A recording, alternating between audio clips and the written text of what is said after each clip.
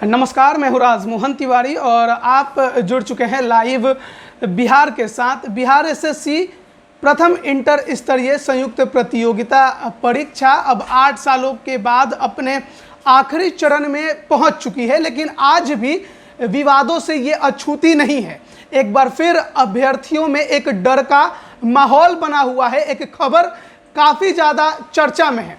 अभ्यर्थी इस बात को लेकर डरे हुए हैं कि इस बार की जो बहाली है 2014 की, एक तो 8 साल हो चुके हैं इसके परिणाम के इंतजार में, लेकिन अब जब ये आखिरी चरण में पहुंची है तो अभ्यर्थियों को डर है कि शायद जब फाइनल मेरिट लिस्ट जारी होगा तो उसमें कई सीटें खाली ही रह जाएंगी। और इसका एक बड़ा कारण है 2016 में जब इस बहाली के संबंध में आवेदन को फिर से रीओपन किया गया था और जिन अभ्यर्थियों ने आवेदन किया था उसमें कुछ ऐसे अभ्यर्थियों ने भी आवेदन कर दिया था जिन्हें आवेदन नहीं करना था, और वो भी इस परीक्षा के मेंस में पास हुए हैं, यहाँ आखिरी चरण तक पहुँचे हैं। तो जब काउंसलिंग होगी मेरिट जारी करने से पहले, तो ऐसे में वो अभ्यर्थी छट जाएंगे और कई सीटें खाली ही रह सकती हैं।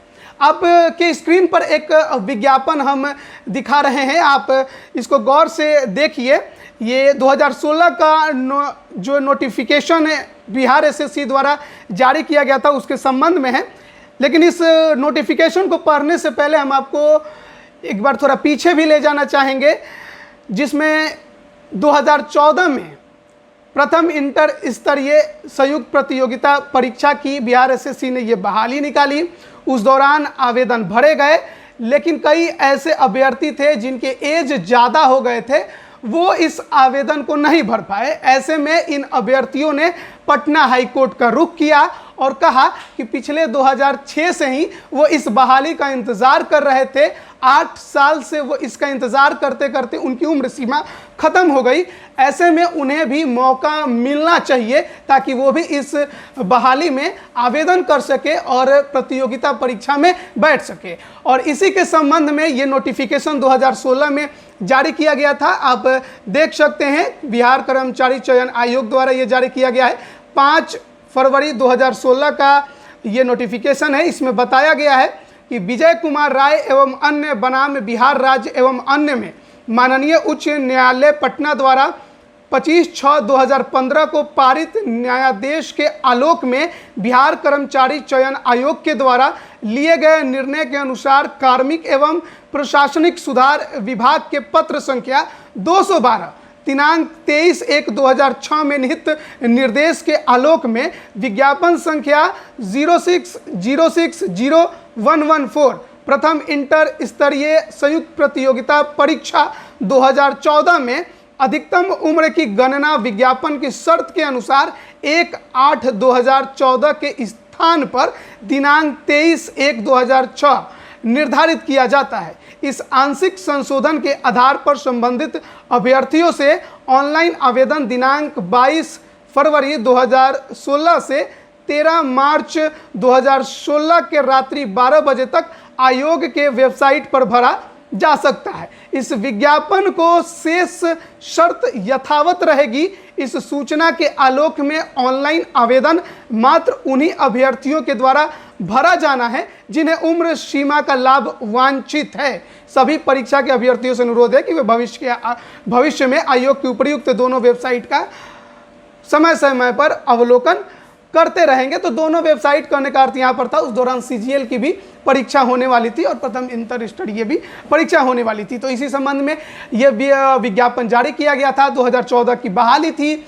उम्र ज़्यादा होने के वजह से कई अभ्यर्थी जो इंतज़ार में थे इस परीक्षा के, वो फॉर्म नहीं भर पाए, वो हाईकोर्ट गए। हाईकोर्ट ने उनके पक्ष में फैसला सुनाया और अधिकतम उम्र की सीमा 2006 रखी जो 2014 थी। ऐसे में जिन अभ्यर्थियों की उम्र पार कर गई थी, वो 37 के ऊपर चले गए थे, खासकर जनरल कैटेगरी के, अन्य जो भी थे सभी के लिए ये था। तो 2006 के आधार पर उनकी अगर उम्र सीमा 37 थी तो वो भी आवेदन भर सकते थे। लेकिन जब 2016 में आवेदन रीओपन किया गया, आवेदन भरना शुरू किया गया, तो इस दौरान कई ऐसे यंग अभ्यर्थी भी थे जिनका 2014 में उम्र 18 नहीं पूरा था, क्योंकि जो मिनिमम उम्र है वो 18 है। तो 2014 में उनकी उम्र 18 नहीं पूरी थी, लेकिन 2016 में उनकी उम्र 18 पूरी गई थी।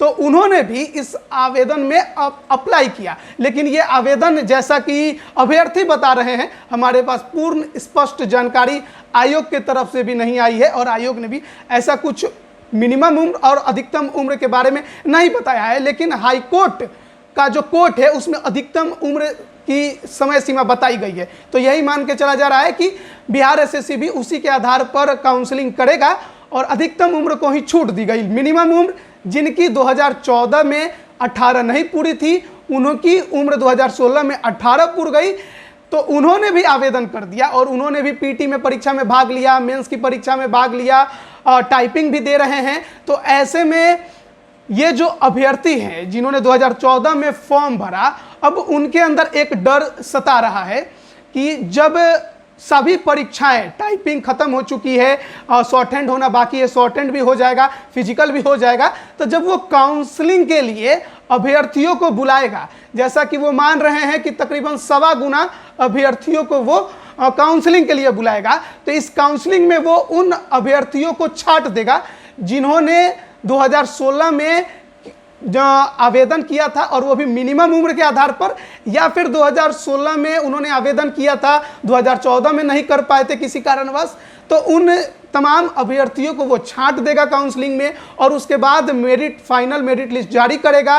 तो ऐसे में अगर अभ्यर्थियों की संख्या, उन अभ्यर्थियों की जिनके बारे में हम बात कर रहे हैं, जिन्हें बताया जा रहा है कि ये वैध नहीं थे 2016 में एप्लीकेशन देने के लिए, तो अगर उनकी संख्या काउंसलिंग के दौरान ज़्यादा रही, तो ऐसे में हो सकता है कि 12,140 की ये सीट है, तो अगर मान लीजिए फाइनल मेरिट लिस्ट 10,000 ही बनता है, उनमें से ज़्यादातर अभ्यर्थी छट जाते हैं, तो फाइनल मेरिट लिस्ट में जगह नहीं बना पाएंगे। तो 10,000 की ही मान लीजिए संख्या है, या 11,000 की भी हो, या मान लीजिए एक सीट ही कम हो, लेकिन ऐसे में अगर सीटें खाली रह जाती है इन अभ्यर्थियों के वजह से, तो ये नाइंसाफ़ी होगी उन अभ्यर्थियों के लिए जिन्होंने 2014 में फॉर्म अप्लाई किया था, जो इस आवेदन के लिए वैध थे, क्योंकि उन्हें तो काउंसलिंग के लिए बुलाया ही नहीं जाएगा। और इसी को लेकर ये अभ्यर्थी काफ़ी ज़्यादा चिंतित हो गए हैं, और उनका कहना है कि बिहार एसएससी को ज़रूरत है कि वो पहले इन अभ्यर्थियों को नोटिफाई करे कि कौन कौन से अभ्यर्थी थे जो वैध नहीं थे 2016 में एप्लीकेशन करने के लिए, और उन्होंने आवेदन किया, उनको नोटिफाई करे। उनको छांटना है तो पहले ही छांट दे, और अगर नहीं छांटना है तब फिर उन्हें काउंसलिंग में बुलाए। अगर काउंसलिंग में बुलाकर उन्हें छांटता है तो ये फिर उन अभ्यर्थियों के साथ अन्याय हो जाएगा जो लगातार 2014 से इंतज़ार कर रहे हैं, वैध तरीके से हर चीज़ उन्होंने किया।